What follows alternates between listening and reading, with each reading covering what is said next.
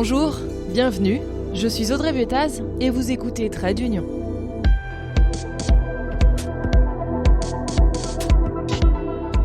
Vous ne comprenez rien à l'Union européenne, vous trouvez ça ennuyeux, compliqué, vous êtes au bon endroit, vous allez voir que cela peut être passionnant.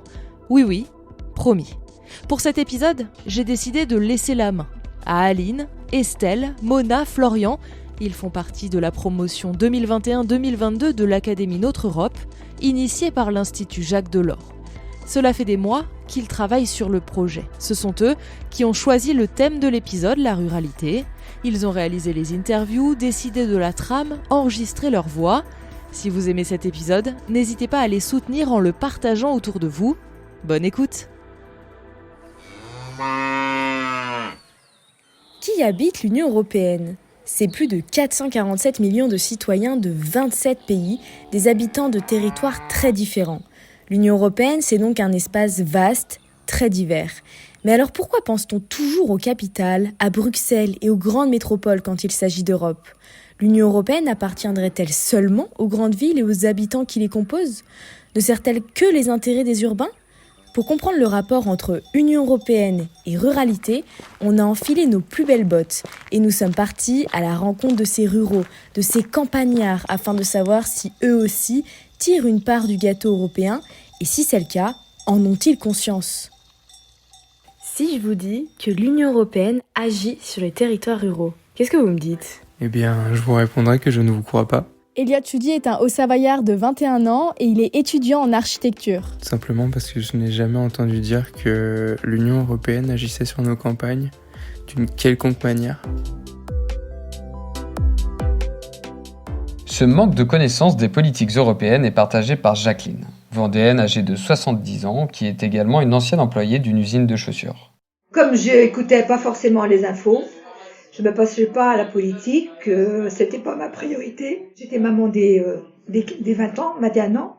Donc ma priorité, c'était travail, ma famille, boulot, dodo. Cela ne les empêche pas pour autant de se sentir européens. Pour eux, l'Europe c'est important, mais ils ne savent pas vraiment pourquoi. Est-ce que là, aujourd'hui, tu peux dire que tu es français, mais aussi que tu te sens profondément européen, par exemple ? Ah bah oui, je me sens... Tu te sens quand même européen. Européen, c'est sûr. D'accord. Et c'est une bonne chose pour toi, l'Europe ? C'est une bonne chose, l'Europe. D'accord. Ouais. À quel niveau ? C'est pas évident de répondre. Et puis parfois, c'est l'inverse. Les ruraux connaissent les actions de l'Union européenne, mais ne se sentent pas européens pour autant. Comme à Pézet-Valandry, une petite station de ski perchée à 1600 mètres d'altitude en Savoie. Jean-Yves Richermoz, son ancien maire, nous raconte. Au sein de ma commune, je n'ai pas franchement ressenti un attachement à une identité européenne forte. Vous savez, en montagne, les gens raisonnent d'abord localement. Ils sont avant tout citoyens de leur village, de leur région, de leur département, a fortiori quand on est en Savoie. Par contre, je pense qu'il y a un prolongement peut-être de cette identité montagnarde. Au-delà, on va dire, sur l'ensemble de l'arc alpin, les gens sont très, très attachés à ce qui se passe dans d'autres pays européens de montagne, comme l'Italie ou l'Autriche. L'Union européenne agissait déjà dans les territoires ruraux français dans les années 90. Des fonds européens aidaient certaines communes. Ce Savoyard de 70 ans se souvient ce dont a bénéficié son village. J'étais maire au début des années 95. Ma commune de montagne a bénéficié de fonds européens, notamment au niveau du fonds Interreg, pour, je me souviens plus très bien pour quels travaux. Et puis ce qui était déjà évident à l'époque, et sûrement encore davantage aujourd'hui, c'était l'aide à l'agriculture de montagne qui a permis non seulement de maintenir l'agriculture en montagne, mais également de la développer. Les fonds européens subventionnent les équipements, etc. Et c'est vrai que c'est très important pour des petites communes de montagne pour maintenir une activité agro-pastorale en complément de l'activité touristique. Est-ce que vous avez trouvé cela assez et est-ce que c'était efficace ? Eh bien, assez, c'est jamais assez, mais effectivement, c'était efficace. Cela a quand même permis, on peut dire, de sauver l'agriculture de montagne, puisque non seulement on l'a sauvé, mais elle s'est développée. C'est vrai qu'on aurait aimé peut-être que l'Europe nous aide également dans le développement touristique, dans la protection de l'environnement, et qu'elle fasse une sorte de coordination entre le développement des activités agricoles, les activités artisanales, les activités touristiques, et tout ça en privilégiant un cadre environnemental. Aujourd'hui, pour aider les territoires ruraux, il y a la politique agricole commune, mise en place par l'Union européenne. Depuis 1999, cette politique, c'est 2 piliers. D'un côté, un soutien du marché des prix et des revenus agricoles, et d'un autre côté, le développement rural. Dans la PAC, il y a aussi un volet spécifique pour les agriculteurs, pour l'équipement et l'aménagement de leur exploitation par exemple. Et cette PAC, certains s'en emparent volontiers. François est agriculteur en Sarthe. Avec sa femme, ils ont monté il y a 6 ans une petite exploitation en agriculture bio. Pour l'installation et pour compléter leurs revenus, les aides européennes sont les bienvenues. Nous, l'Europe, en tant qu'agriculteurs, je vais le dire, c'est bankable. On est sur une petite surface. On a un peu un modèle qui tend à changer un peu le modèle agricole général. S'il n'y avait pas l'Europe aujourd'hui, il n'y aurait peut-être pas tout ce que tu vois autour de toi, clairement.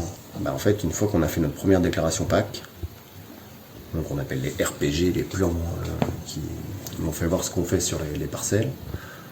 Après, ça roule tout seul pendant 5 ans. Moi, ça me prend aujourd'hui une demi-heure par an pour toucher 3 300 €. Donc, nous, on est sur un petit système, donc la PAC représente pas beaucoup de notre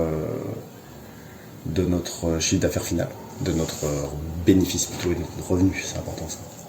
Il y a des exploitations très grosses où des fois c'est 80% du revenu de l'agriculteur qui dépend de la PAC. C'est-à-dire que l'entreprise ne produit pas assez d'argent en dehors de la PAC pour nourrir l'agriculteur. Pour François, l'Europe c'est donc la PAC, et il n'est pas le seul, car elle concerne tout le secteur agricole et c'est l'une des actions européennes les plus importantes. Sur la période 2023-2027, elle pèse 387 milliards d'euros, un tiers du budget de l'Union. Et la France est le premier pays bénéficiaire. Les aides sont versées directement aux agriculteurs. Quand François parle de dépendance des agriculteurs français à la PAC, il voit juste. En 2019, près des 3/4 des revenus des agriculteurs français venaient des aides directes de la PAC. Mais cette politique de l'UE n'a pas toujours été très verte, et aujourd'hui encore, elle subit des critiques. À ses débuts en 1962, la PAC est principalement fondée sur des mesures de contrôle des prix et sur des subventions. C'est la PAC qui fixe les prix des productions agricoles par exemple, et pas le marché. Le but, c'est de moderniser et de développer l'agriculture. La tendance est alors à l'agriculture intensive. Pour ça, il faut mécaniser, déployer plus de tracteurs, mais aussi utiliser davantage de produits chimiques. L'objectif est d'avoir un rendement agricole maximal tout en assurant un niveau de vie décent aux agriculteurs. La PAC est alors accusée d'être une source de pollution à cause d'une trop forte utilisation de pesticides et d'engrais, mais également d'aboutir à des inégalités entre les agriculteurs et de pousser à la disparition des petites exploitations en favorisant les plus grandes. Alors, la PAC a été souvent réformée. Par exemple, en 1989, des mesures sont mises en place pour faire la promotion d'une agriculture plus respectueuse de l'environnement. Une partie des aides versées aux agriculteurs est alors soumise à des critères écologiques. Mais ces évolutions ne suffisent pas. Quand 30 ans plus tard, le budget est à nouveau voté au Parlement européen en 2021, les mêmes critiques se répètent. Les écologistes et une partie de la gauche refusent d'adhérer à cette PAC plus verte qui ne l'est pas assez à leurs yeux. Elle sera finalement adoptée à une large majorité. Mais en dehors de cette politique majeure, que fait l'Europe dans les campagnes ? Parce que il n'y a pas que les agriculteurs. Qu'en est-il par exemple de l'industrie dans les campagnes ? Eh bien, il existe des pôles d'excellence ruraux. Ce sont des projets qui favorisent le développement des territoires ruraux et pour cela, ils reçoivent des aides de la part de l'Union européenne. Les aides de l'État et de l'Union européenne sont d'un montant maximum d'1 million d'euros sur un projet sélectionné. On a par exemple la Plastic Valley. C'est le premier pôle de la plasturgie en Europe qui se situe dans les départements de l'Ain et du Jura. Ce pôle d'excellence rurale regroupe environ 600 entreprises qui n'embauchent pas moins de 15 600 salariés. La Plastic Valley, elle réalise 2 milliards d'euros de chiffre d'affaires annuel en diffusant à travers le monde ses compétences dans tous les domaines de la plasturgie. Mais il faut bien être conscient que ce sont surtout les États qui s'occupent du développement industriel.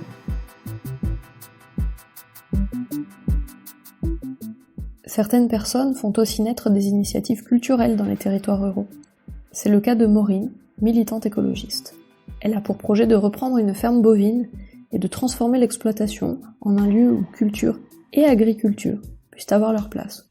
L'avantage de cette double activité, c'est de pouvoir faire appel aux aides propres au domaine de la culture, mais aussi à celles du Fonds européen de développement régional, le fameux FEDER, et en particulier celles en faveur de la transition énergétique. Avec ce projet-là, j'ai pu découvrir ce que l'Union européenne était capable de faire pour la ruralité. Sans ça, j'avais des suppositions, disons, mais sans forcément savoir précisément qu'est-ce qui pouvait être financé. L'information est peut-être pas toujours très accessible. Il faut vraiment avoir envie, en fait, de trouver de l'aide pour vraiment en trouver. Au fond, avec ce témoignage, on peut se demander s'il n'y a pas un problème de communication autour des campagnes. Pourquoi est-ce qu'on parle jamais que d'agriculture ? Pourquoi les initiatives culturelles ont toujours l'air d'être la chasse gardée des territoires urbains ? Et le programme Europe Créative, par exemple, qu'est-ce que c'est ?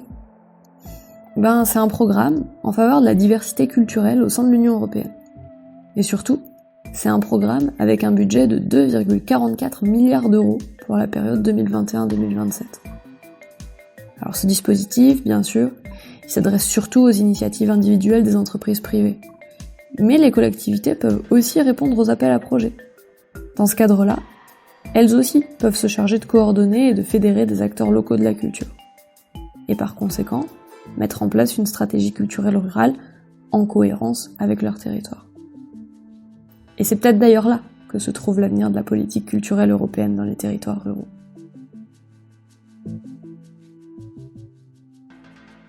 Angèle Génie est étudiante en 2e année de master de droit européen à Paris, mais elle vient d'un petit village de haute montagne dans les Alpes. Elle connaît sur le bout des doigts les outils financiers de l'Union européenne pour les territoires ruraux. Il y a le Fonds européen de développement régional, le Fonds de cohésion et le Fonds social européen qui sont destinés, il me semble, à réduire les différences entre les différents territoires ruraux de l'ensemble de l'Union. C'est des mécanismes qui se focalisent plus sur l'agriculture. Mais même avec tous ces outils financiers, Angèle Génie trouve que l'Union européenne n'en fait pas assez pour les territoires ruraux. Les territoires ruraux ont peut-être besoin d'autre chose. Pourquoi pas axer les aides autour d'une identité européenne ? Et pourquoi pas, pour toutes les générations, dans toutes les bibliothèques des territoires ruraux et peut-être même des autres territoires, donner et éditer des livres sur l'Union européenne qui seraient distribués à toutes les bibliothèques des territoires ruraux et qui seraient consultables pour tout le monde. Et je pense que ça créerait une identité et c'est peut-être une aide dont les territoires ruraux ont besoin. Alors les territoires ruraux sont-ils vraiment les mal-aimés de l'Europe ? Eh bien, c'est un peu ce que pense le Comité des régions de l'Union européenne qui demande à la Commission de s'intéresser un peu plus aux campagnes. Par contre, on ne peut pas reprocher à l'Union européenne de ne pas agir pour le secteur de l'agriculture. Les défis dans les zones rurales ne manquent pas, et il est légitime de penser que l'UE pourrait en faire plus. Le niveau de développement des campagnes est en retard par rapport à celui de l'Union, et surtout à celui de ses zones urbaines. Dans ce podcast, nous n'avons pas évoqué les pistes soufflées à l'oreille de la Commission pour réduire cet écart de niveau. Parmi elles, encourager les filières de la distribution courte des produits agroalimentaires, faire en sorte qu'une partie de l'argent du Fonds social européen soit consacrée à la formation professionnelle dans les zones rurales, accorder une attention particulière aux programmes en faveur du renouveau des communes faiblement peuplées ou en risque de dépeuplement, et tant d'autres, sans parler de la fracture numérique à combler.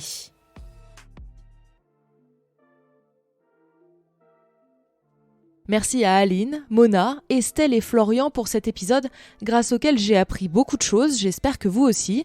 Si c'est le cas, n'hésitez pas à en parler sur les réseaux sociaux. Merci aussi à l'Académie Notre Europe. Je rappelle qu'entre chaque épisode, vous pouvez retrouver le podcast sur Instagram ou sur Twitter. À bientôt!